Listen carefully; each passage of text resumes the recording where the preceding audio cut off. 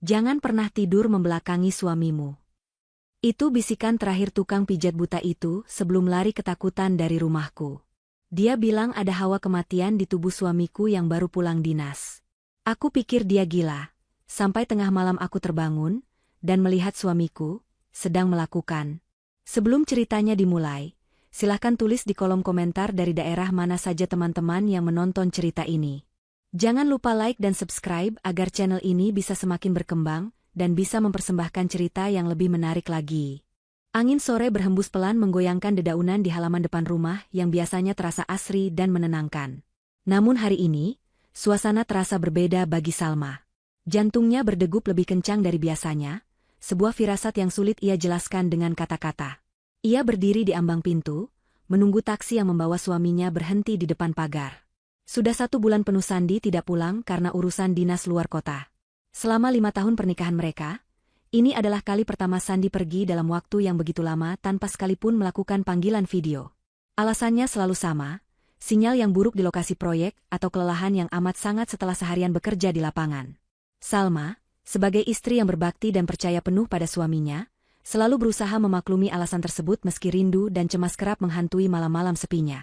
Taksi berwarna biru itu akhirnya berhenti tepat di depan pagar hitam rumah mereka. Salma merapikan jilbabnya sekilas, berusaha menampilkan wajah paling cerah untuk menyambut imam keluarganya. Pintu taksi terbuka perlahan. Kaki Sandi menapak ke aspal. Namun, senyum di bibir Salma perlahan memudar berganti dengan kerutan di dahi. Sosok yang keluar dari mobil itu tampak sangat berbeda dari Sandi yang ia kenal. Tubuhnya terlihat kurus, seolah daging di badannya telah terkikis habis dalam waktu 1 bulan. Wajahnya pucat pasi tanpa rona darah sedikitpun, dan matanya cekung dengan lingkaran hitam pekat di bawahnya, seperti seseorang yang tidak tidur selama berminggu-minggu. Sandi berjalan gontai, menyeret langkahnya dengan berat seakan ada beban kasat mata yang menindih pundaknya. Salma bergegas menghampiri suaminya, meraih tangan Sandi untuk menciumnya sebagai tanda hormat. Tangan itu terasa dingin, sedingin es, dan lembab oleh keringat dingin. Sandi tidak membalas genggaman hangat istrinya, ia hanya bergumam pelan, nyaris tak terdengar, mengeluhkan betapa lelah badannya. Salma membimbing suaminya masuk ke dalam rumah. Aroma tubuh Sandi pun terasa asing. Tidak ada wangi parfum maskulin yang biasa dipakainya, melainkan bau apek bercampur aroma tanah basah yang samar namun menusuk hidung. Salma menepis pikiran buruknya, meyakinkan diri bahwa suaminya hanya kelelahan ekstrim akibat perjalanan jauh dan pekerjaan berat. Sesampainya di ruang tengah, Sandi langsung menghempaskan tubuhnya ke sofa panjang. Napasnya terdengar berat dan putus-putus. Salma segera ke dapur, mengambilkan segelas air hangat dan handuk basah untuk menyeka wajah suaminya. Saat Salma kembali, ia melihat Sandi memijat-mijat keningnya dengan mata terpejam. Salma duduk di sampingnya, menyodorkan gelas air. Tangan Sandi gemetar hebat saat menerima gelas itu, membuat air di dalamnya sedikit tumpah membasahi celana bahannya. Ia meminumnya dengan rakus, seolah kehausan yang amat sangat sedang mendera tenggorokannya. Salma menawarkan untuk memasakkan makanan kesukaan Sandi atau memanggil dokter jika memang ia merasa sakit, namun Sandi menolak dengan gelengan lemah namun tegas. Sandi menatap Salma dengan tatapan yang sulit diartikan. Ada kilatan aneh di matanya yang cekung itu. Ia berkata dengan suara parau bahwa ia tidak butuh dokter. Ia hanya butuh dipijat. Badannya terasa remuk redam, tulang-tulangnya serasa mau lepas. Ia meminta Salma memanggil Pak Tejo, tukang pijat tunanetra yang tinggal di ujung gang perumahan mereka. Pak Tejo memang dikenal memiliki tangan dingin dalam memijat, banyak tetangga yang cocok dengan pijatannya. Tanpa banyak bertanya, Salma menuruti keinginan suaminya. Ia berpikir mungkin pijatan tradisional memang lebih ampuh untuk meredakan pegal linu akibat perjalanan jauh dibandingkan obat-obatan kimia. Salma berjalan kaki menuju rumah Pak Tejo yang tidak terlalu jauh. Langit mulai gelap, pertanda maghrib akan segera tiba. Pak Tejo sedang duduk di teras rumahnya yang sederhana, mendengarkan radio tua yang menyiarkan berita sore. Salma menyapa dengan sopan. Pak Tejo langsung mengenali suara Salma, meski matanya tidak bisa melihat. Orang tua itu tersenyum ramah, menanyakan kabar Salma dan suaminya. Salma menjelaskan kondisi Sandi yang baru pulang dinas, dan meminta tolong Pak Tejo untuk memijatnya. Pak Tejo mengangguk menyanggupi, mengambil tongkatnya, dan berjalan beriringan dengan Salma menuju rumah. Sepanjang perjalanan, Pak Tejo tidak banyak bicara, hanya sesekali mengetukkan tongkatnya ke jalanan aspal untuk memandu langkah. Sesampainya di rumah, Sandi sudah berpindah ke kamar tidur. Ia telungkup di atas kasur dengan napas yang masih terdengar berat. Salma mempersilakan Pak Tejo masuk ke kamar. Aroma minyak urut segera memenuhi ruangan begitu Pak Tejo mulai melumuri tangannya. Salma duduk di kursi dekat meja rias, memperhatikan proses itu sambil sesekali mengecek ponselnya, membalas pesan dari ibunya yang menanyakan apakah Sandi sudah sampai. Suasana kamar terasa hening, hanya terdengar suara gesekan kulit dan napas Sandi yang perlahan mulai teratur. Namun, ketenangan itu tidak berlangsung lama. Sekitar 10 menit pijatan berlangsung, Salma melihat perubahan pada raut wajah Pak Tejo. Kening orang tua itu berkerut dalam, keringat sebesar biji jagung mulai bermunculan di pelipisnya padahal pendingin ruangan menyala cukup dingin. Tangan Pak Tejo yang biasanya luwes menelusuri urat-urat otot pasiennya, kini terlihat kaku dan ragu-ragu. Beberapa kali Pak Tejo berhenti, menarik napas panjang seolah sedang menahan sesuatu yang berat, lalu melanjutkan memijat dengan gerakan yang lebih cepat dan kasar dari biasanya. Sandi sendiri tampak tidak protes. Ia diam saja seolah menikmati atau mungkin sudah tertidur saking lelahnya. Keanehan semakin terasa ketika Pak Tejo tiba-tiba berhenti memijat punggung Sandi dan beralih ke kaki. Saat memijat area betis dan pergelangan kaki, tangan Pak Tejo gemetar. Ia meraba-raba lipatan celana panjang Sandi yang sedikit tergulung ke atas. Wajah Pak Tejo semakin pucat. Mulutnya komat kamit tanpa suara, seperti sedang merapalkan doa atau mantra penolak bala. Salma yang memperhatikan dari sudut ruangan mulai merasa tidak enak hati. Ia hendak bertanya apakah ada yang salah. Namun Pak Tejo memberi isyarat tangan agar Salma tetap diam dan tidak mendekat. 30 menit berlalu, Pak Tejo menyudahi pijatannya dengan mendadak. Ia membersihkan tangannya dengan kain lap yang ia bawa sendiri dengan gerakan tergesa-gesa. Ia berkata pada Salma bahwa pijatannya sudah cukup untuk hari ini. Suaranya terdengar bergetar, berbeda sekali dengan nada bicaranya yang tenang saat di jalan tadi. Salma bingung, biasanya Pak Tejo memijat minimal 1 jam. Namun melihat kondisi Pak Tejo yang tampak ketakutan, Salma tidak berani memaksa. Sandi masih tertelungkup diam, tidak bergerak, sepertinya sudah benar-benar terlelap. Salma mengambil dompet untuk membayar jasa Pak Tejo, melebihkan sedikit nominalnya sebagai tanda terima kasih. Salma mengantar Pak Tejo keluar kamar, menuju pintu depan. Begitu sampai di teras rumah yang remang-remang, Pak Tejo tiba-tiba berhenti. Ia berbalik menghadap Salma, wajahnya tegang. Tangan keriputnya meraba-raba udara hingga menemukan pundak Salma, lalu mencengkeramnya dengan cukup kuat. Salma terkejut, namun ia tidak menepisnya. Ia bisa merasakan ketakutan yang nyata dari getaran tangan orang tua itu. Pak Tejo mendekatkan wajahnya ke telinga Salma, berbisik dengan nada panik dan mendesak. "Nyonya, tolong dengarkan saya baik-baik. Jangan pernah tidur membelakangi suami Nyonya malam ini, atau malam-malam selanjutnya. Saya merasakan ada sesuatu yang mengerikan di tubuh suami Nyonya. Bukan penyakit medis, bukan sekadar lelah biasa. Ada hawa kematian yang pekat, ada sesuatu yang menumpang di badannya." Jantung Salma serasa berhenti berdetak mendengar peringatan itu. Bulu kuduknya meremang seketika. Ia ingin bertanya apa maksudnya, tapi lidahnya keluh. Pak Tejo kemudian merogoh saku celananya dengan tangan gemetar. Ia mengeluarkan sebuah benda kecil yang terbungkus kain putih kusam dan menyerahkannya pada Salma. Pak Tejo berbisik lagi bahwa ia menemukan benda itu terselip di lipatan celana Sandi saat memijat kakinya tadi. Benda itu terasa panas di tangan Pak Tejo, sebuah pertanda buruk yang sangat kuat. Pak Tejo berpesan agar Salma segera membakar benda itu atau membuangnya jauh-jauh ke sungai yang mengalir deras, jangan disimpan di dalam rumah. Setelah menyerahkan benda itu, Pak Tejo bergegas pergi meninggalkan pekarangan rumah Salma tanpa menoleh lagi, mengetukkan tongkatnya dengan cepat seolah ingin segera menjauh dari rumah itu. Salma berdiri terpaku di teras, menggenggam bungkusan kecil itu dengan tangan dingin. Ia menatap kepergian Pak Tejo, hingga bayangannya hilang ditelan kegelapan malam. Dengan rasa penasaran yang bercampur ketakutan, Salma masuk kembali ke dalam rumah dan mengunci pintu rapat-rapat. Di bawah cahaya lampu ruang tamu yang terang, ia memberanikan diri membuka bungkusan kain putih itu. Kain itu ternyata adalah potongan kain kafan kecil yang sudah kusam dan berbau minyak menyengat. Di dalamnya, terdapat gumpalan rambut dan potongan kuku yang diikat dengan benang merah. Salma menahan napas, mengamati lebih teliti. Jantungnya mencelos saat mengenali tekstur dan warna rambut itu. Itu adalah rambutnya sendiri, rambut panjang hitamnya yang sering rontok saat disisir. Dan bentuk potongan kuku itu, ia sangat mengenalnya. Itu adalah potongan kukunya. Seketika, rasa dingin menjalar dari ujung kaki hingga ke ubun-ubun Salma. Ia tidak tahu bagaimana benda-benda dari tubuhnya bisa ada di saku celana suaminya yang baru pulang dari luar kota, terbungkus dalam kain kafan dengan aura mistis yang begitu kental. Salma masih berdiri mematung di ruang tamu, menatap nanar bungkusan kecil di telapak tangannya. Otaknya berusaha mencerna realitas yang tidak masuk akal ini. Bagaimana mungkin Sandi, suaminya yang selama ini ia kenal rasional dan taat beribadah, membawa benda klinik semacam ini? Apakah ada orang jahat yang menyelipkannya tanpa sepengetahuan Sandi? Atau, sebuah pikiran liar yang lebih menakutkan melintas? Apakah Sandi sendiri yang menyimpannya? Salma menggelengkan kepala kuat-kuat, berusaha mengusir prasangka buruk terhadap suaminya. Tidak mungkin Sandi tega melakukan hal buruk padanya. Sandi mencintainya. Pernikahan mereka selama ini harmonis meskipun belum dikaruniai keturunan. Salma segera membungkus kembali benda itu dengan tisu tebal, lalu memasukkannya ke dalam plastik klip dan menyimpannya di laci terbawah meja riasnya, tertumpuk di bawah tumpukan dokumen lama agar tidak terlihat. Ia belum berani membuangnya atau membakarnya seperti saran Pak Tejo. Ia merasa benda ini adalah bukti yang mungkin akan ia butuhkan nanti. Ia butuh konfirmasi, ia butuh kejelasan sebelum bertindak gegabah. Setelah menyembunyikan benda itu, Salma pergi ke dapur, meminum segelas air hangat untuk menenangkan saraf-sarafnya yang tegang. Ia menarik napas dalam-dalam, mencoba bersikap normal kembali sebelum masuk ke kamar.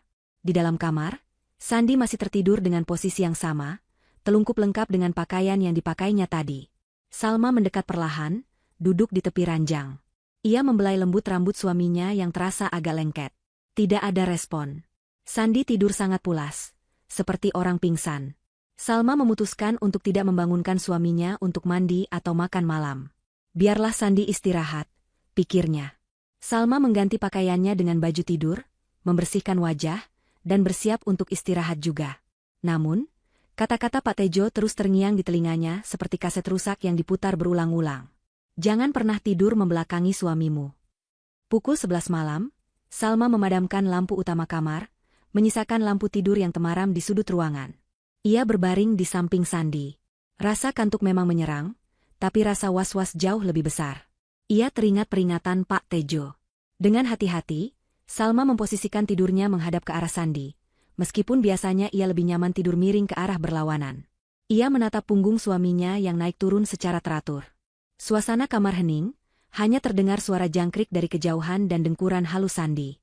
Salma memejamkan mata, mencoba berdoa agar hatinya tenang dan bisa tertidur. Waktu berlalu lambat. Salma berada dalam kondisi antara sadar dan tidak. Matanya terpejam tapi telinganya waspada. Tiba-tiba, ia mendengar perubahan pada irama napas Sandi. Dengkuran halus itu berubah menjadi suara yang lebih berat dan dalam, seperti suara geraman hewan buas yang tertahan di tenggorokan. Salma membuka matanya perlahan. Dalam keremangan lampu tidur, ia melihat tubuh Sandi menegang kaku. Otot-otot punggung dan bahunya tampak mengeras di balik kaos tipis yang dikenakannya. Salma menahan napas, tidak berani bergerak sedikit pun. Sandi perlahan membalikkan badannya. Gerakannya kaku dan patah-patah, tidak seperti gerakan orang tidur pada umumnya. Kini Sandi telentang. Matanya masih terpejam rapat, tetapi wajahnya menyiratkan ekspresi kemarahan yang mengerikan. Giginya bergemurutu keras. Suara gesekan antar gigi itu terdengar ngilu di telinga Salma di tengah kesunyian malam. Tiba-tiba, kedua tangan Sandi terangkat ke udara. Jari jemarinya menekuk, mencengkeram kuat seolah sedang mencekik leher seseorang yang tidak terlihat di atasnya. Urat-urat di leher dan lengannya menonjol keluar saking kuatnya tenaga yang ia salurkan. Salma menutup mulutnya dengan tangan agar tidak menjerit. Ia ingat betul sore tadi Sandi mengeluh badannya lemas tak bertulang, bahkan memegang gelas air saja gemetar. Namun sekarang, tenaga yang dikeluarkan tangan itu terlihat sangat besar, cukup kuat untuk mematahkan leher manusia. Pemandangan itu berlangsung selama beberapa detik yang terasa seperti selamanya. Sandi mencekik, udara kosong dengan beringas. Napasnya memburu kasar, lalu tiba-tiba tangannya jatuh terkulai kembali ke kasur seolah tenaga itu dicabut seketika. Tubuhnya kembali rileks, dan suara geraman itu hilang, berganti dengan dengkuran halus lagi. Sandi kembali tidur tenang seolah tidak terjadi apa-apa. Salma menggigil ketakutan di balik selimutnya. Apa yang baru saja ia saksikan bukanlah mengigau biasa. Itu sesuatu yang lain. Peringatan Pak Tejo benar adanya. Ada sesuatu yang tidak beres dengan suaminya. Rasa lemas itu hanyalah kedok, atau mungkin efek samping dari sesuatu yang mengerikan yang sedang terjadi di dalam tubuh Sandi. Salma tidak berani memejamkan mata lagi. Ia terus mengawasi suaminya, waspada jika gerakan mengerikan itu terjadi lagi. Ia merasa asing dengan laki-laki yang tidur di sebelahnya ini.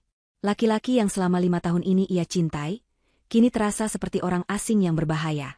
Mata Salma kemudian tertuju pada nakas di samping tempat tidur bagian Sandi. Ponsel suaminya tergeletak di sana. Biasanya Sandi tidak pernah menyembunyikan apapun darinya. Ponselnya pun tidak pernah diberi sandi yang rumit, dan Salma bebas membukanya kapan saja.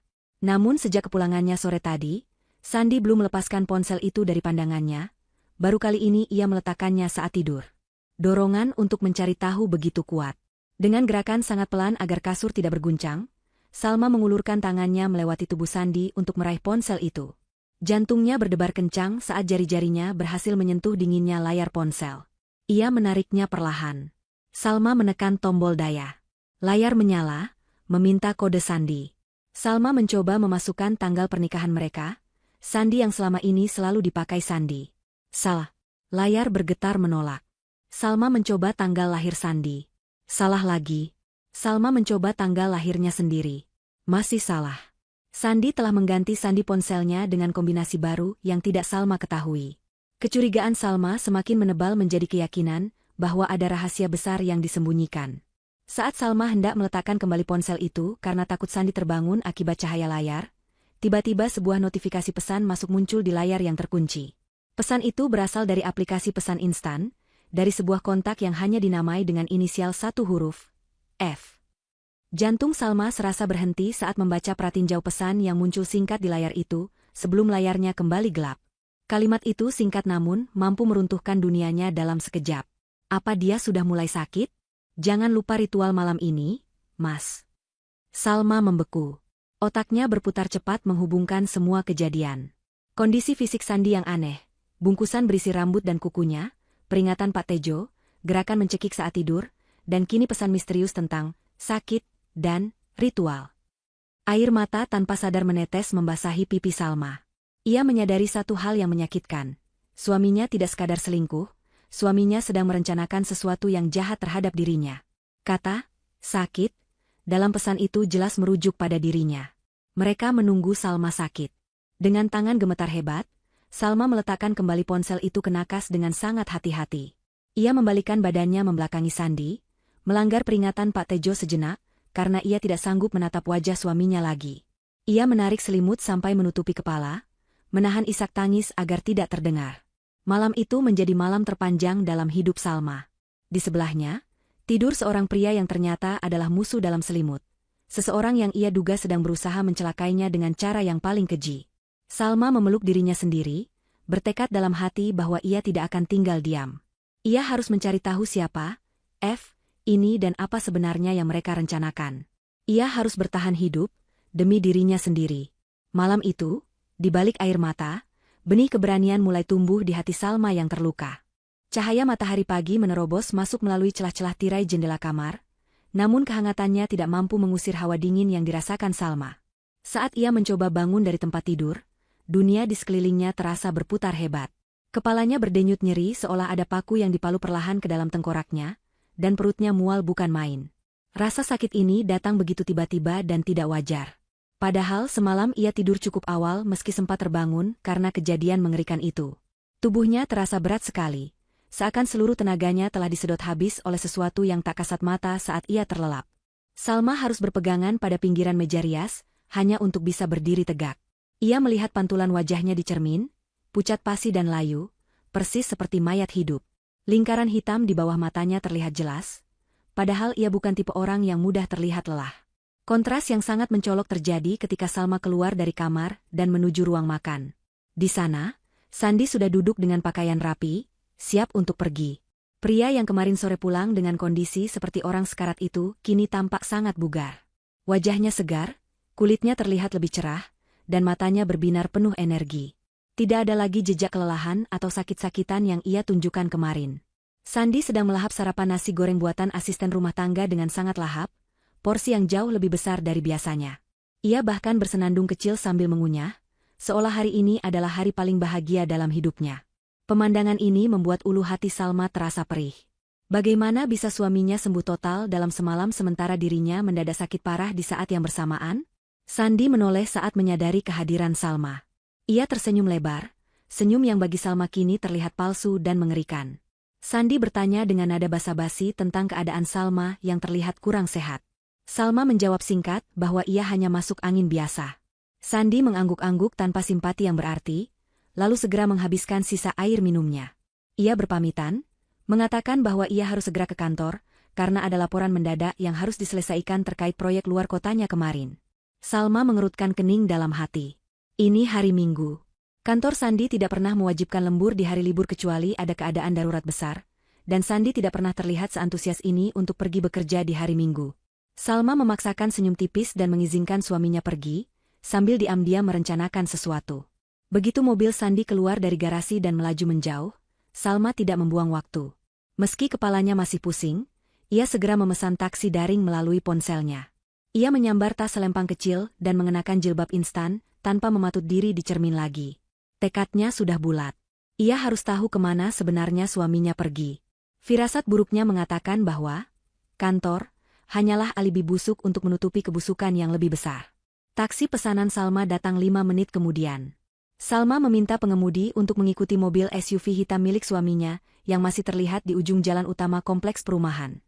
Untungnya, lalu lintas pagi itu cukup lengang sehingga mereka bisa mengikuti tanpa tertinggal jauh namun tetap menjaga jarak aman agar tidak ketahuan.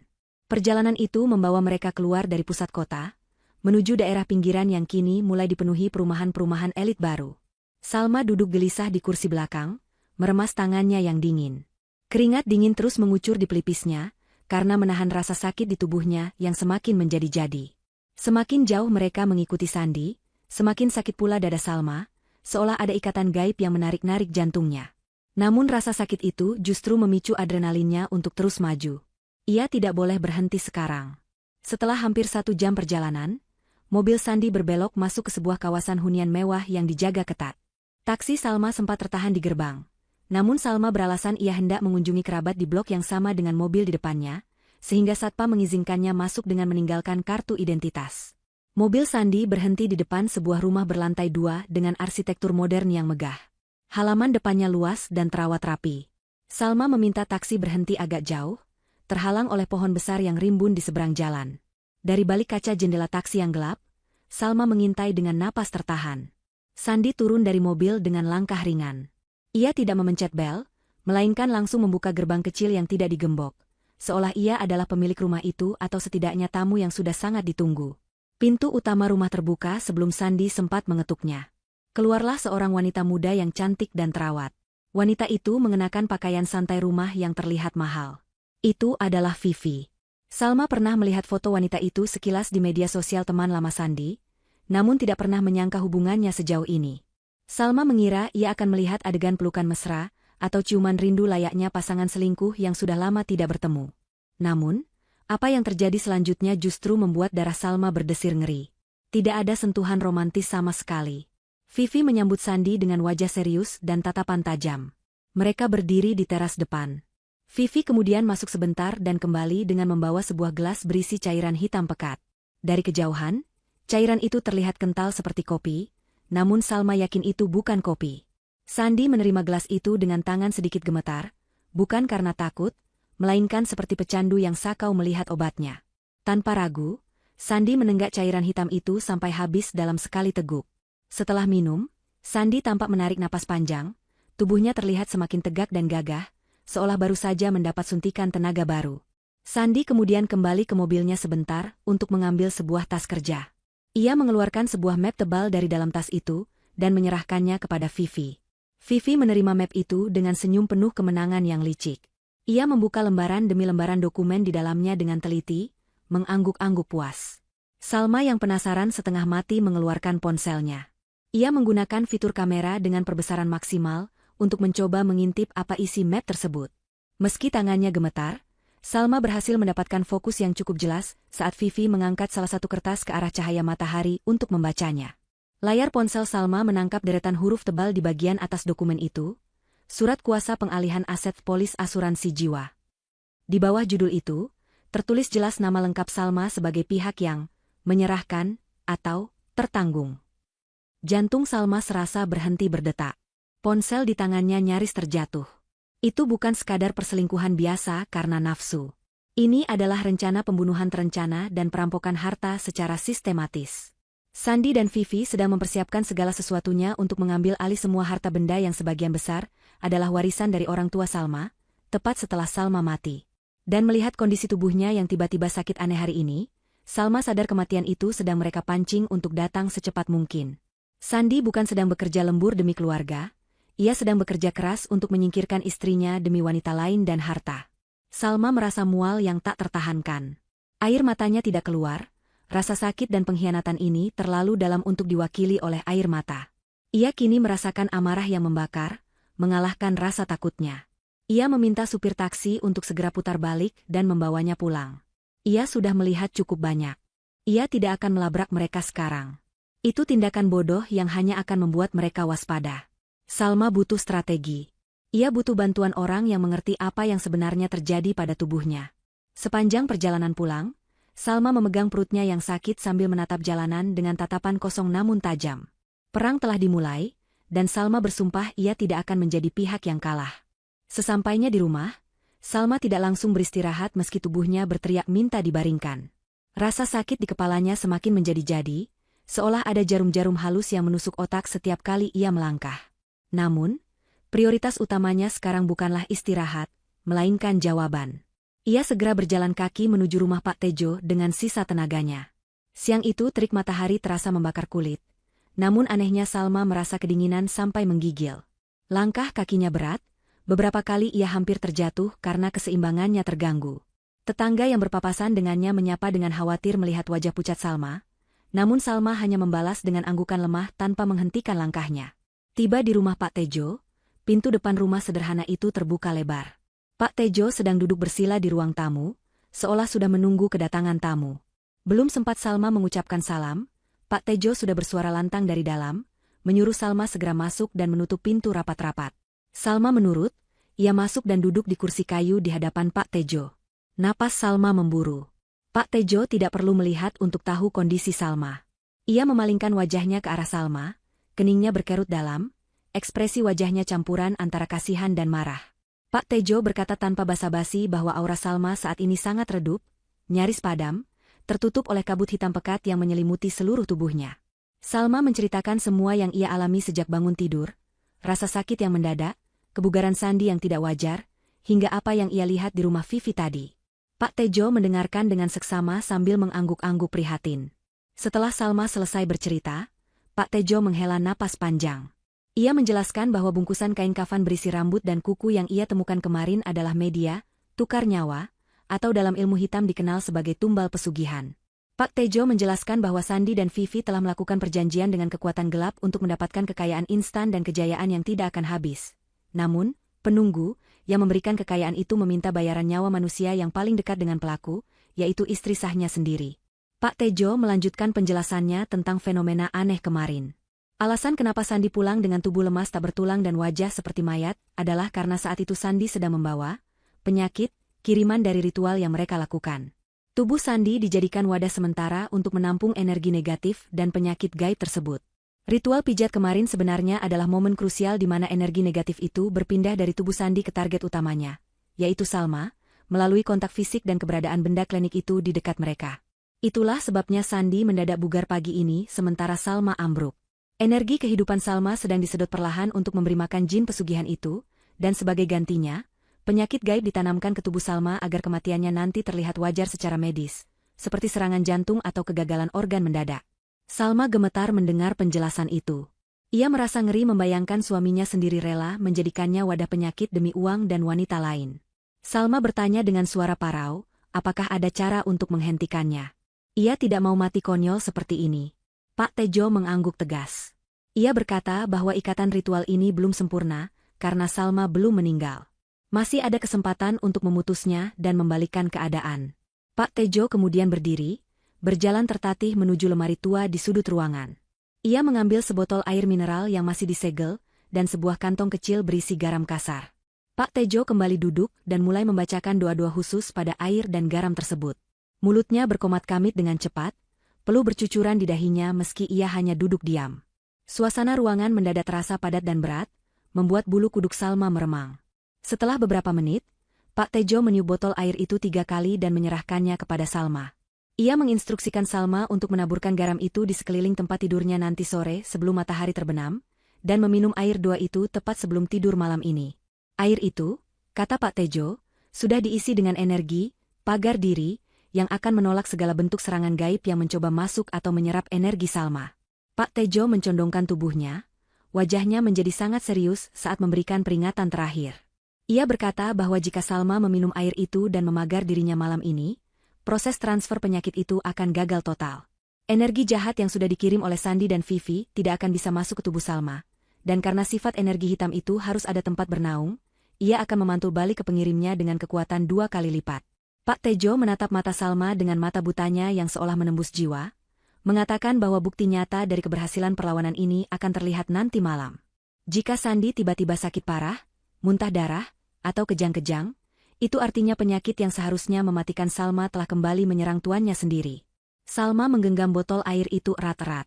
Ada rasa takut membayangkan apa yang akan terjadi nanti malam, tapi rasa ingin bertahan hidup jauh lebih besar.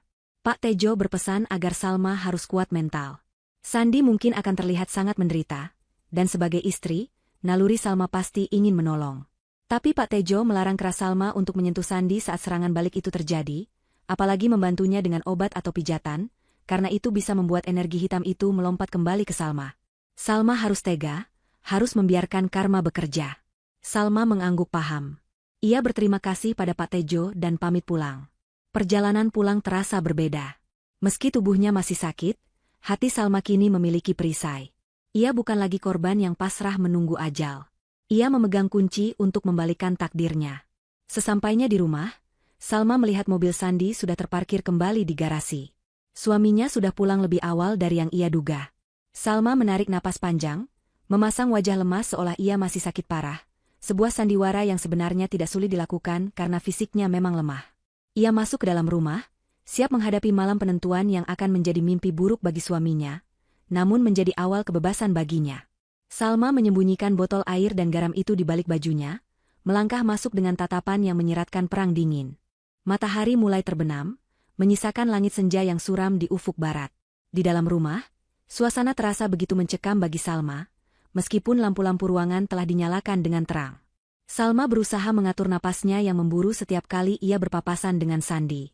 Suaminya itu tampak sangat bersemangat malam ini, sebuah kontras yang mengerikan dengan niat jahat yang tersembunyi di balik senyumnya. Sandi berkali-kali menanyakan kondisi Salma dengan nada suara yang dibuat-buat semanis mungkin, namun matanya menyorotkan ketidaksabaran, seolah menghitung mundur detik-detik menuju kematian istrinya. Salma memainkan perannya dengan sempurna. Ia berjalan tertatih-tatih, memegang kepalanya, dan sesekali merintih pelan, membiarkan Sandi percaya bahwa penyakit, kiriman itu sedang bekerja menggerogoti nyawanya. Saat Sandi sedang mandi membersihkan diri sepulang dari kantor, Salma memanfaatkan kesempatan itu dengan cekatan. Dengan tangan gemetar namun hati yang mantap, ia menaburkan garam kasar pemberian Pak Tejo di sekeliling tempat tidur mereka. Ia menaburkannya tipis-tipis di bawah kolong tempat tidur dan di sela-sela antara kasur dan dipan, agar tidak terlihat oleh mata telanjang Sandi. Mulut Salma tak henti-hentinya melafalkan doa-doa perlindungan yang ia hafal, memohon keselamatan dari Tuhan atas segala tipu daya setan dan manusia yang berhati iblis. Setelah selesai memagar tempat tidur, Salma duduk di tepi ranjang, mengambil botol air doa yang ia sembunyikan di balik tumpukan baju dalam lemari. Ia meminum air itu sampai habis tak tersisa. Rasanya seperti air biasa, namun begitu masuk ke tenggorokan, ada sensasi hangat yang menjalar ke seluruh pembuluh darahnya, memberikan ketenangan batin yang luar biasa dan rasa berani yang entah datang dari mana. Makan malam berlangsung dalam keheningan yang ganjil. Sandi makan dengan lahap, sementara Salma hanya mengaduk-aduk buburnya, beralasan mual. Sandi menatapnya lekat, lalu berkata bahwa mungkin malam ini adalah puncaknya sakit Salma, dan menyarankan Salma untuk tidur lebih cepat agar istirahat tenang. Pemilihan kata, istirahat tenang, itu terdengar sangat ambigu dan mengerikan di telinga Salma, seolah Sandi sedang mempersiapkan perpisahan abadi. Salma mengangguk lemah, menuruti saran suaminya. Mereka pun beranjak ke kamar tidur lebih awal dari biasanya. Sandi tampak gelisah, ia tidak langsung tidur, melainkan pura-pura membaca berita di ponselnya sambil sesekali melirik Salma yang sudah berbaring memejamkan mata. Salma mengatur napasnya sehalus mungkin, berpura-pura sudah terlelap dalam tidur yang dalam.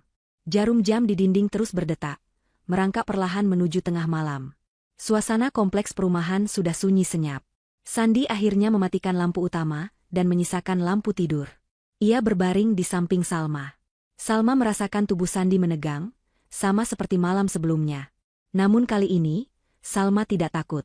Ia sudah meminum air doa itu.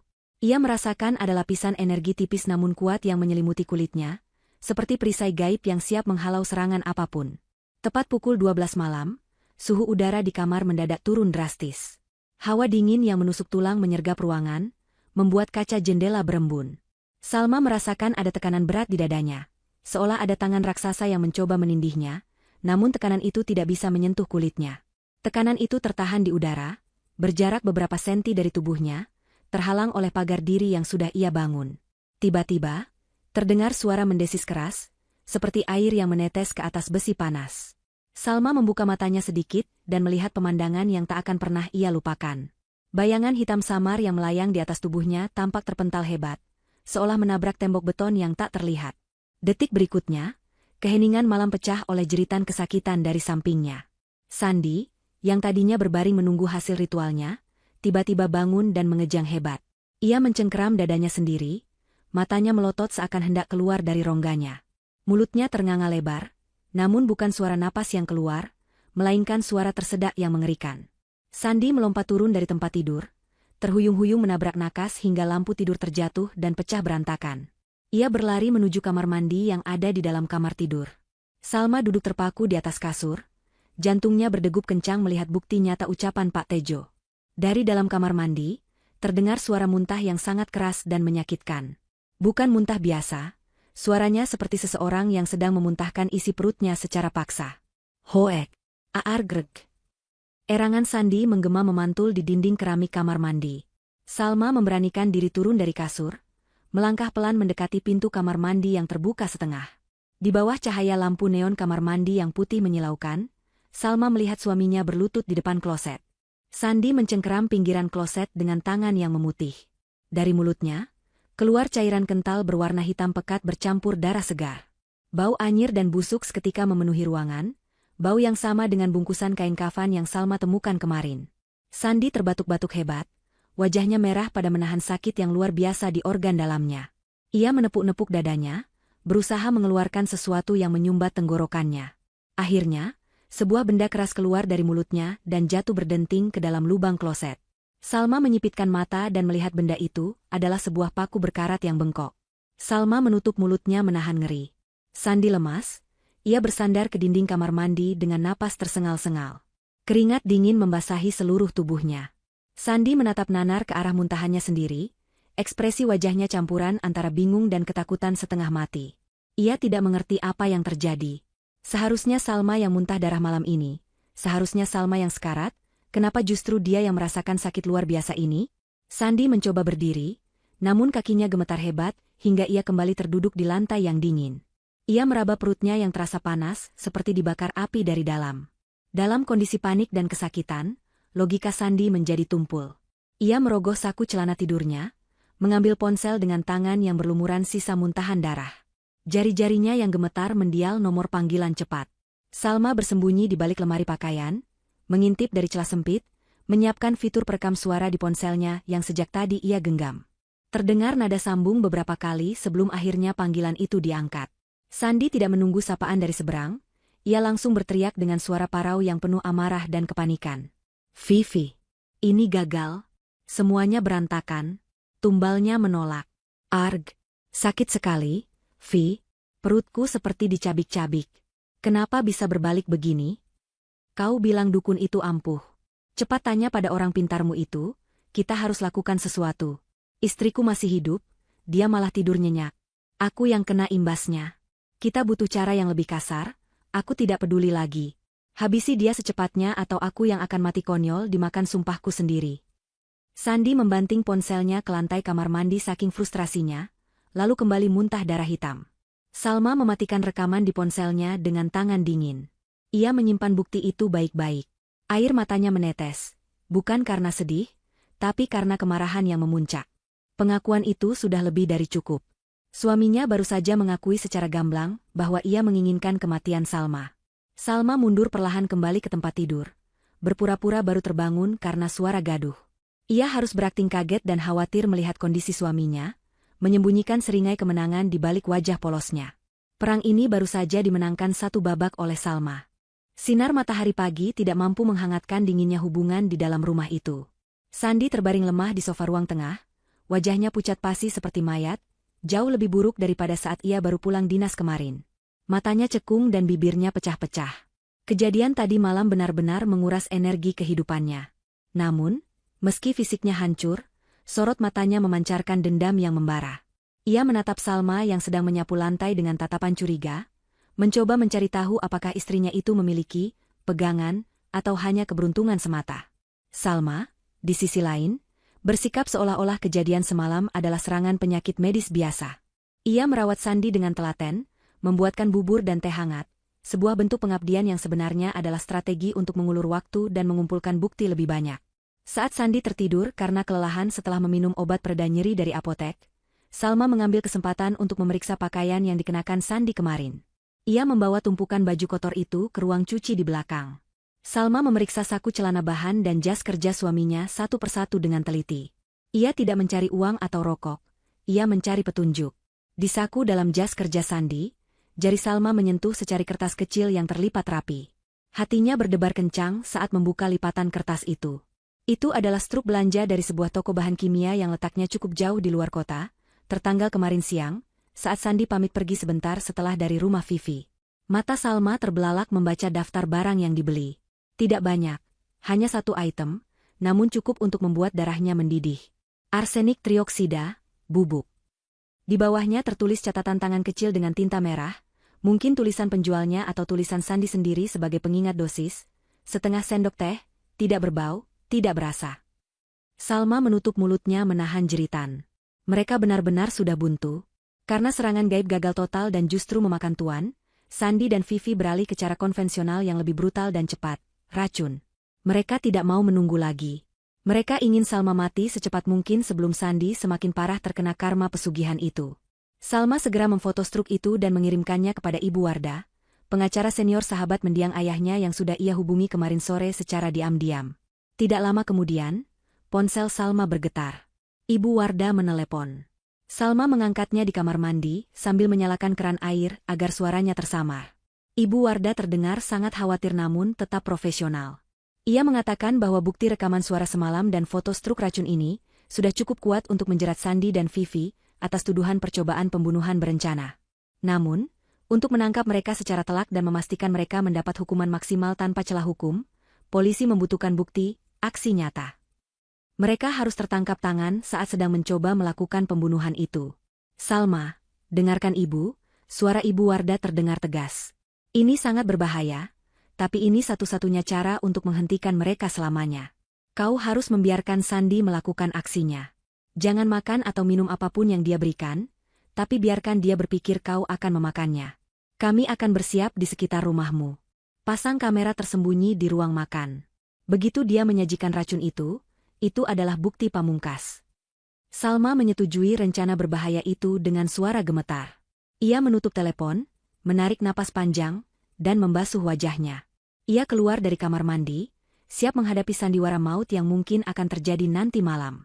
Menjelang sore, kondisi Sandi tampak sedikit membaik. Mungkin karena dorongan adrenalin dari niat jahatnya. Ia berkata pada Salma bahwa ia ingin makan malam yang spesial untuk merayakan kesembuhannya.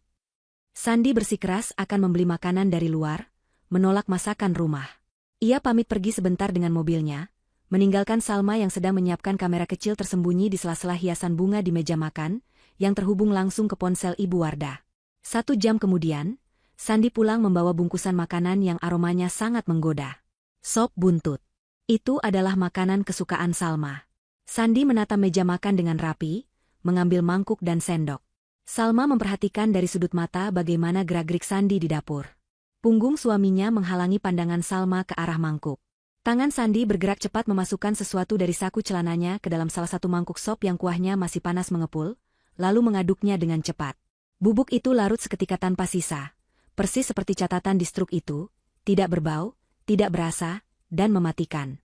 Sandi membawa 2 mangkuk sop itu ke meja makan.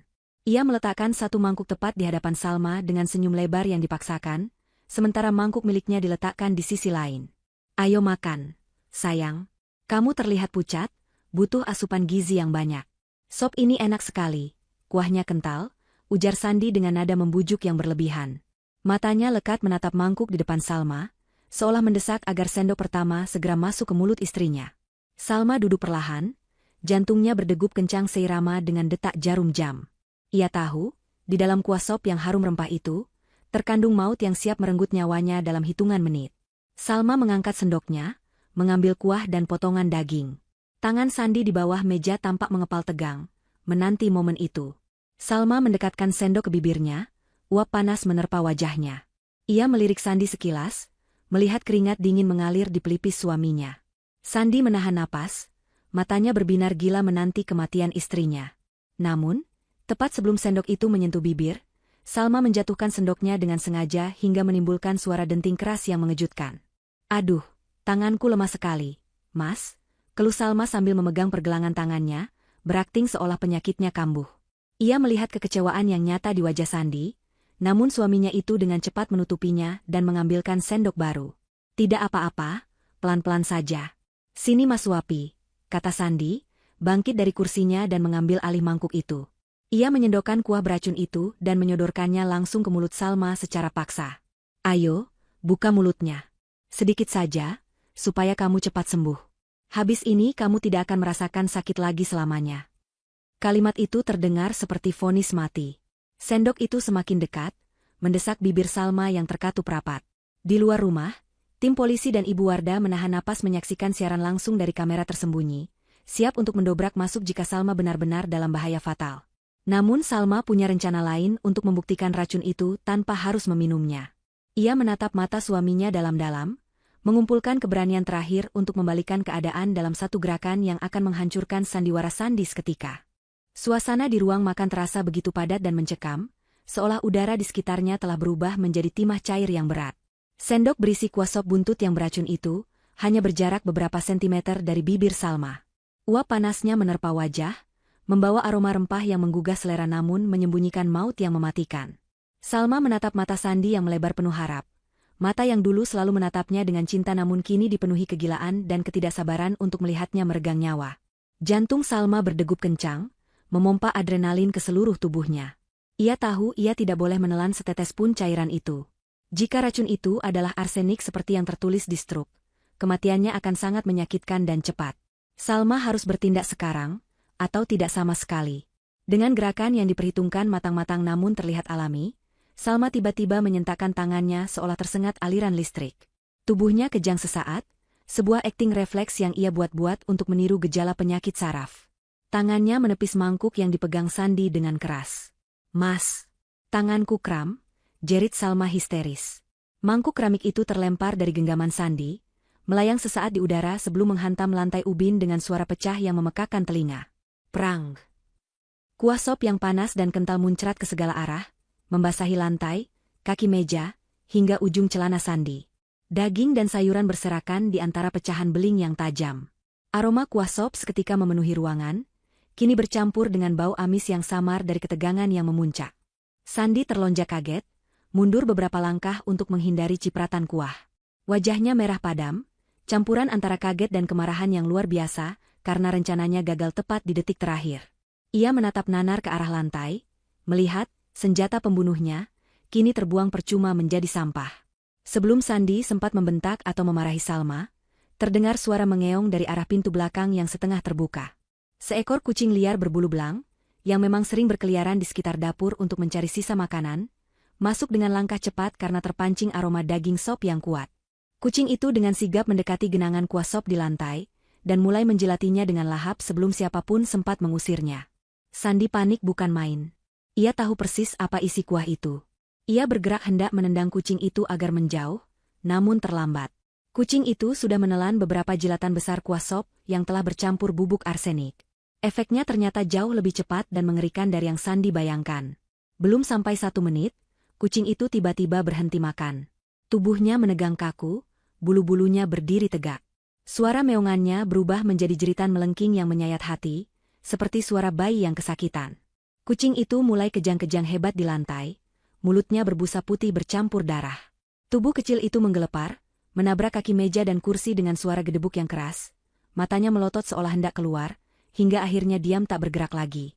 Mati kaku dengan kondisi mengenaskan tepat di depan mata mereka. Salma menjerit ketakutan, kali ini jeritannya bukan akting. Ia benar-benar ngeri melihat betapa mematikannya racun yang baru saja hampir masuk ke tubuhnya. Ia melompat naik ke atas kursi, menunjuk bangkai kucing itu dengan tangan gemetar. Mas! Ya Allah!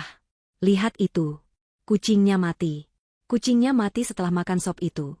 Teriak Salma dengan nada menuduh yang ia samarkan sebagai kepanikan. Sop itu beracun, Mas?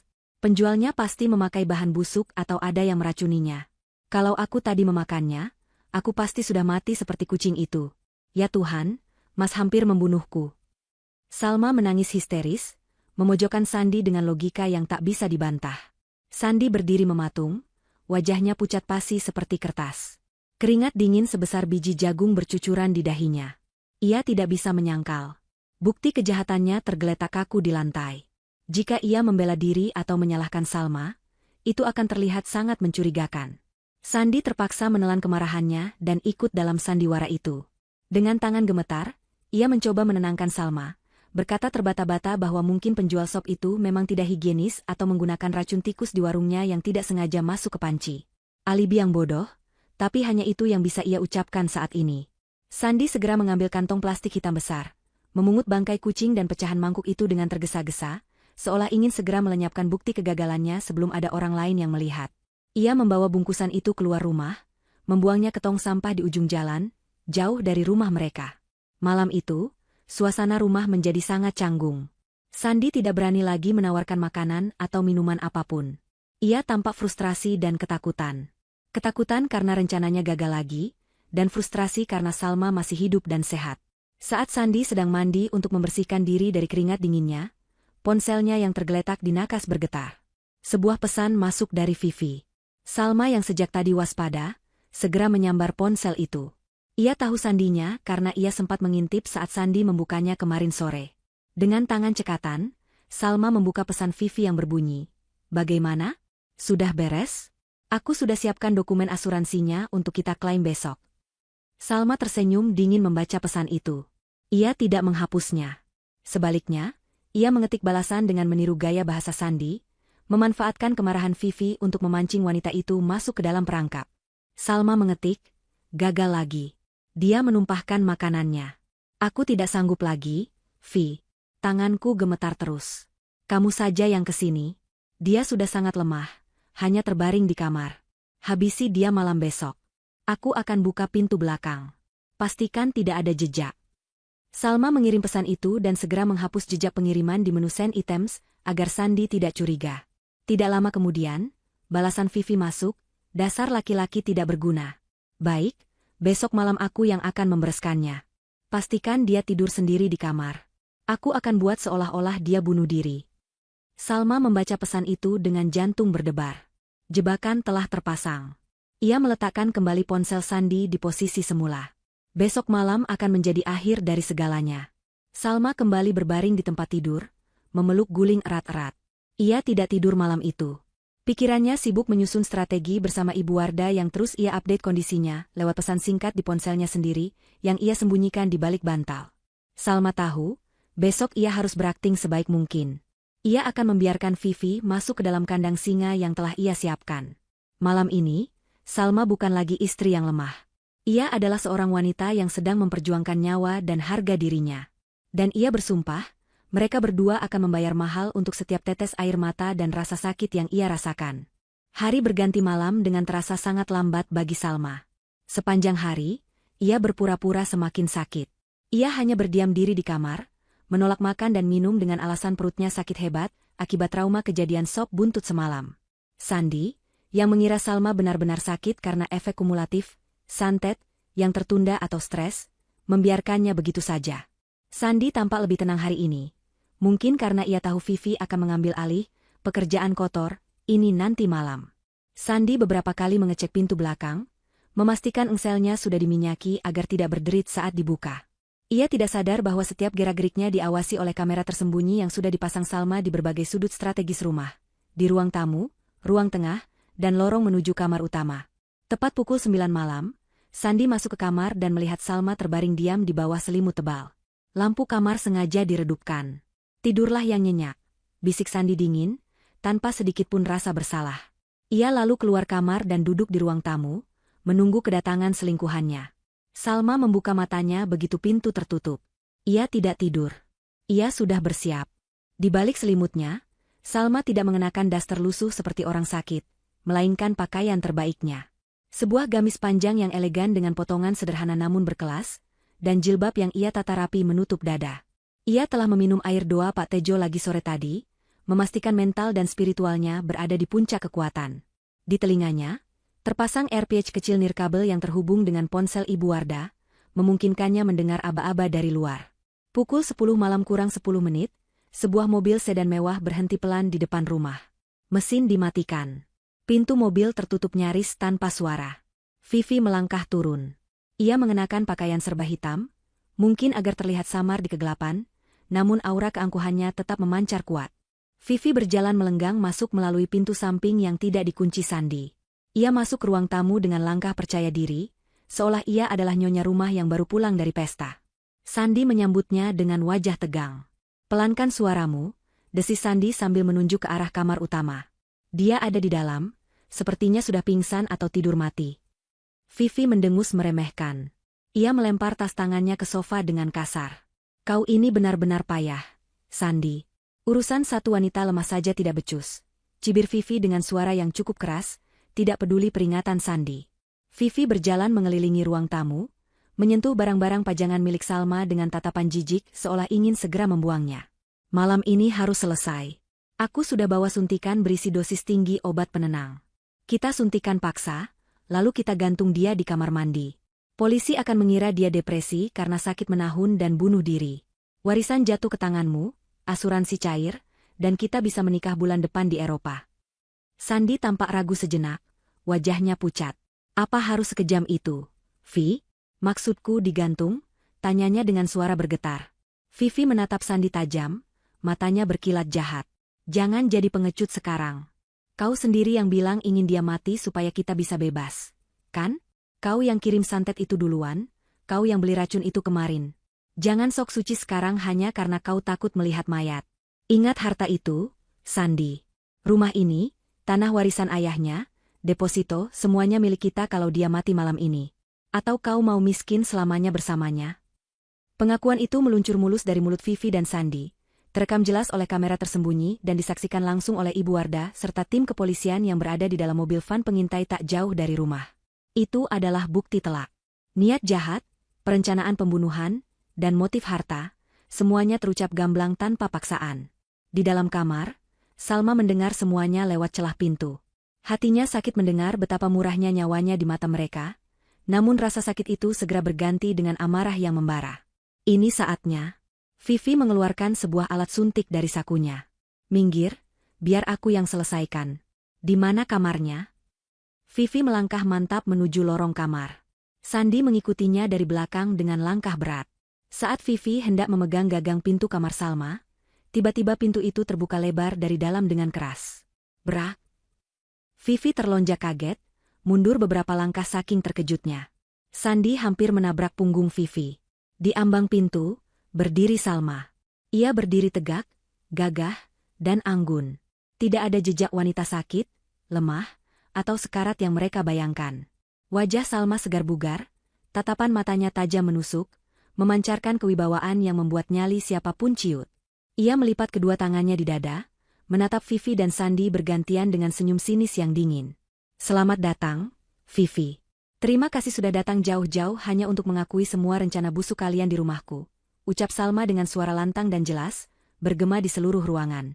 Vivi terbelalak, mulutnya menganga tak percaya. Alat suntik di tangannya terjatuh ke lantai. "Au, kau sehat?" gagap Vivi, wajahnya yang tadi angkuh kini berubah pucat pasi. Ia menoleh ke Sandi dengan tatapan membunuh. "Kau bilang dia sekarat. Kau bilang dia lumpuh. Apa-apaan ini, Sandi?" teriak Vivi histeris. Sandi sendiri tak kalah syoknya. Ia mundur sampai punggungnya menabrak dinding, kakinya lemas melihat istrinya yang seharusnya menjadi korban kini berdiri laksana hakim yang siap menjatuhkan vonis. "Salma, ini tidak seperti yang kamu pikirkan." Sandi mencoba berdalih dengan suara gemetar, namun kata-katanya terdengar konyol. Salma tertawa kecil, tawa yang kering dan tanpa humor. "Tidak seperti yang kupikirkan? Sandi, aku mendengar semuanya. Tentang santet, tentang racun di sop buntut, tentang rencana gantung diri palsu, tentang Eropa. Semuanya. Salma melangkah maju satu langkah, membuat Vivi dan Sandi mundur ketakutan seolah Salma adalah hantu. Kalian pikir aku bodoh? Kalian pikir aku akan diam saja menunggu mati? Aku sudah tahu semuanya sejak hari pertama kamu pulang, Mas. Dan malam ini, kalian masuk ke dalam perangkapku sendiri. Vivi, yang mulai menyadari situasi berbalik, mencoba mengambil tasnya untuk kabur. Ayo pergi, Sandi. Ini jebakan. Wanita gila ini menjebak kita. Seru Vivi panik. Namun sebelum mereka sempat mencapai pintu depan, suara sirine polisi meraung keras memecah keheningan malam, disusul dengan suara ban mobil yang mengerem mendadak di depan pagar.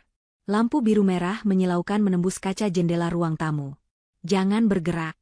Kepolisian, terdengar teriakan dari pengeras suara di luar. Pintu depan didobrak terbuka. Ibu Wardah masuk didampingi beberapa petugas polisi berseragam lengkap dan bersenjata. Wajah Vivi dan Sandi runtuh seketika. Harapan mereka hancur berkeping-keping. Sandi jatuh terduduk di lantai, menangis meraung-raung seperti anak kecil, menyadari hidupnya sudah tamat. Vivi mencoba memberontak saat polisi wanita memegang lengannya, berteriak memaki-maki Salma dengan kata-kata kasar, namun borgol besi segera mengunci pergelangan tangannya. Salma tetap berdiri tenang di tempatnya, menatap drama penangkapan itu dengan kepuasan yang mendalam. Tidak ada air mata lagi untuk suaminya. Yang ada hanya rasa lega yang luar biasa. Namun, Salma tahu, hukuman penjara hanyalah permulaan. Karma yang sesungguhnya, yang dijanjikan oleh Pak Tejo, belum menunjukkan wujud aslinya. Dan malam itu, penunggu, pesugihan yang marah karena gagal mendapatkan tumbal, mulai menagih janji pada tuannya di saat yang paling tidak terduga. Suasana ruang tamu yang tadinya tegang, karena penyergapan polisi mendadak berubah menjadi horor yang tak terbayangkan.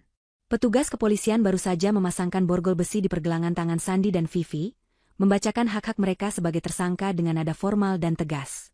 Vivi masih sempat meronta-ronta, meneriakan ancaman kosong tentang pengacaranya yang hebat, sementara Sandi hanya tertunduk lesu dengan wajah pucat pasi seolah nyawanya sudah separuh melayang. Namun, keadilan duniawi ternyata terlalu lambat bagi kekuatan gelap yang telah mereka panggil sendiri. Di sudut ruangan, Salma berdiri mematung, menatap kedua pengkhianat itu dengan perasaan campur aduk.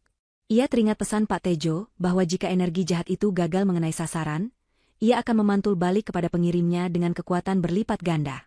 Detik itu juga, ramalan Pak Tejo menjadi kenyataan di hadapan mata kepala semua orang yang ada di sana. Tiba-tiba, Sandi menjerit melengking dengan suara yang bukan seperti suara manusia, melainkan seperti lolongan binatang yang sedang disembelih. Tubuhnya yang tadinya lemas mendadak kejang hebat, hingga dua orang polisi yang memeganginya terpental karena kekuatan yang entah datang dari mana. Sandi jatuh berguling-guling di lantai marmer yang dingin. Ia berteriak histeris, "Panas, panas, ampun, jangan bakar aku." Tangannya yang terborgol berusaha mati-matian mencakar wajah dan lehernya sendiri.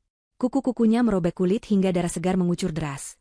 Namun Sandi seolah tidak peduli rasa sakit dari cakaran itu, ia sibuk memadamkan api yang tidak terlihat oleh mata orang lain.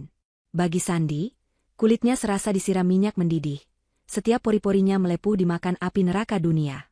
Para polisi yang tadinya sigap kini mundur selangkah dengan wajah bingung dan ngeri. Mereka belum pernah melihat reaksi tersangka yang segila ini. Ibu Wardah menarik Salma mundur untuk melindunginya, khawatir Sandi akan mengamuk dan menyerang sekitar. Namun Sandi tidak menyerang siapapun. Ia sibuk bertarung dengan bayangannya sendiri. Wajah Sandi berubah mengerikan. Matanya melotot putih semua, mulutnya berbusa, dan urat-urat di lehernya menonjol hitam seolah darah di dalamnya telah berubah menjadi lumpur busuk. Ia terus meraung memohon ampun pada sosok tak kasat mata yang sepertinya sedang menyiksanya tanpa ampun. Bau busuk yang sangat menyengat, seperti bau bangkai tikus yang sudah berhari-hari mati, tiba-tiba menguar dari tubuh Sandi, membuat beberapa polisi harus menutup hidung mereka karena mual. Belum selesai kekagetan orang-orang melihat kondisi Sandi, kini giliran Vivi yang mendapat bagiannya. Wanita yang selalu tampil angkuh dan cantik itu tiba-tiba membelalakan matanya lebar-lebar, menatap kakinya sendiri dengan horor. Ia menjerit histeris, menendang-nendang udara kosong. "Ular! Ada ular! Pergi! Jangan lilit aku! Tolong!" teriak Vivi panik. Ia merasa ribuan ular berbisa merayap naik dari kakinya, melilit pinggang, leher, hingga menutupi wajahnya. Vivi berguling di lantai, berusaha melepaskan lilitan ular gaib itu. Ia mencakar lehernya sendiri seolah sedang dicekik. Wajahnya membiru karena sesak napas. Pemandangan itu sungguh mengerikan. Dua orang pesakitan berguling-guling di lantai dalam kegilaan massal, disiksa oleh dosa mereka sendiri. Salma melihat ke arah pintu depan yang terbuka lebar. Di sana, di antara kerumunan warga yang mulai berdatangan karena mendengar keributan, berdiri Pak Tejo. Orang tua buta itu berdiri tenang bersandar pada tongkatnya, wajahnya datar tanpa ekspresi. Namun Salma melihat Pak Tejo mengangguk pelan ke arahnya. Sebuah konfirmasi tanpa suara bahwa, penunggu, pesugihan yang lapar kini sedang menagih janji. Karena tumbal yang dijanjikan, Salma, masih segar bugar dan terlindungi doa, maka nyawa pemiliknya lah yang diambil sebagai ganti rugi. Kontrak darah itu tidak bisa dibatalkan sepihak. Mereka menginginkan nyawa, dan mereka akan mendapatkan nyawa, meskipun itu nyawa tuannya sendiri. Polisi akhirnya bertindak tegas. Karena kondisi kedua tersangka yang membahayakan diri sendiri, mereka memanggil tim medis darurat. Butuh 4 orang petugas berbadan tegap untuk menahan Sandi yang mengamuk liar, menyuntikkan obat penenang dosis tinggi agar ia berhenti mencabik kulitnya sendiri. Vivi pun harus diikat di tandu karena terus meronta ketakutan. Saat tubuh Sandi diangkat ke mobil ambulans dengan pengawalan ketat polisi, Salma sempat melihat wajah suaminya untuk terakhir kali. Wajah itu sudah hancur penuh luka cakar. Namun yang lebih mengerikan adalah tatapan matanya yang kosong melompong, jiwa manusianya seolah sudah dicabut paksa, menyisakan raga yang hanya berisi ketakutan abadi. Dokter kepolisian yang memeriksa awal kondisi Sandi di tempat kejadian menggelengkan kepala tak percaya. Ia bergumam pada rekannya bahwa ia melihat tanda-tanda pembusukan jaringan kulit yang sangat cepat dan tidak wajar, seolah-olah Sandi menderita gangren akut di seluruh tubuhnya dalam hitungan menit. Secara medis hal itu mustahil. Namun faktanya kulit Sandi mulai menghitam dan melepuh di depan mata mereka.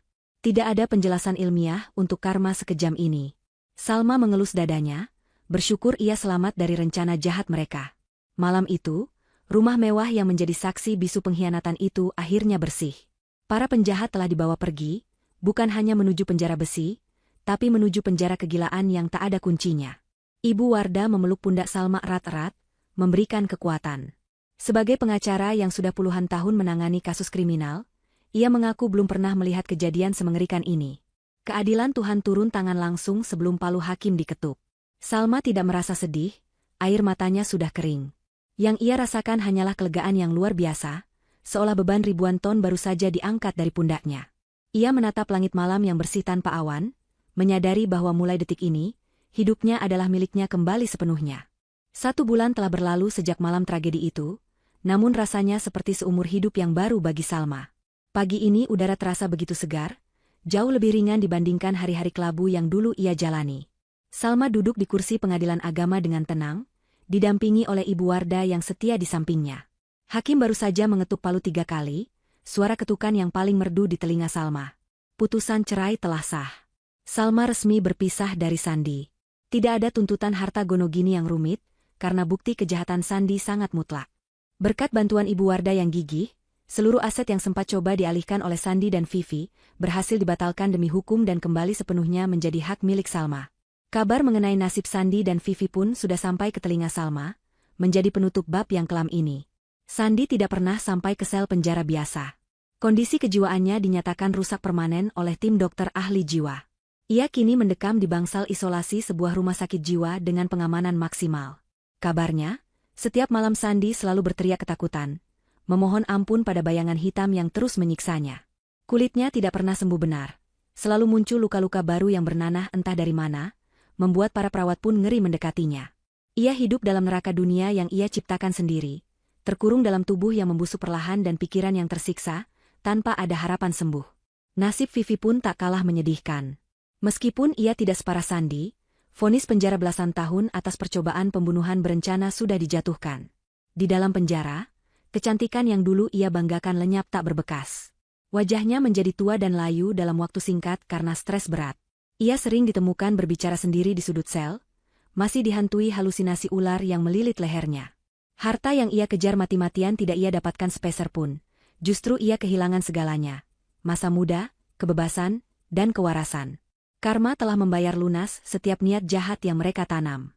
Setelah urusan pengadilan selesai, langkah pertama yang dilakukan Salma adalah menjual rumah lamanya.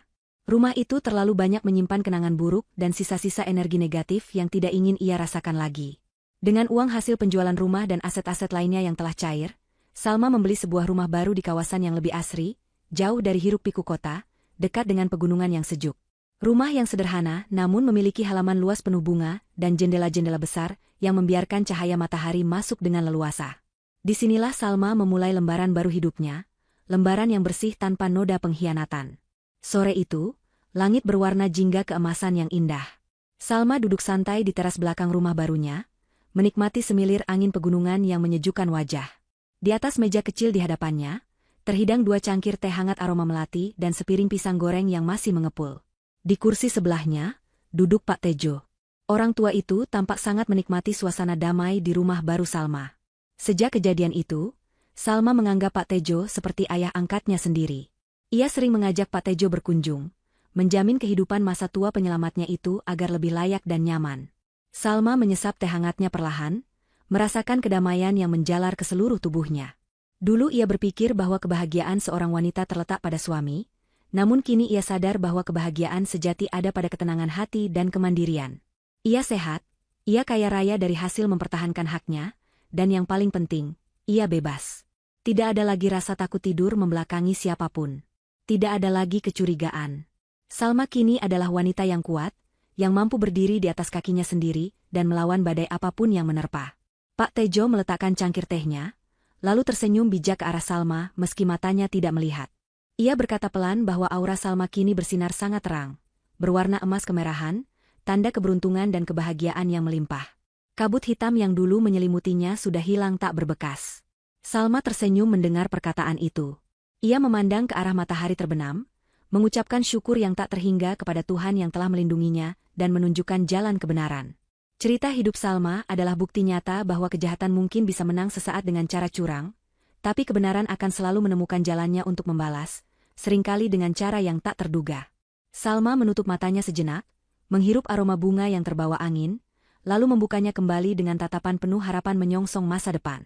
Sandi dan Vivi hanyalah masa lalu yang sudah terkubur dalam-dalam. Kini, Salma adalah ratu di istananya sendiri, menikmati kemenangan dan keadilan yang sempurna.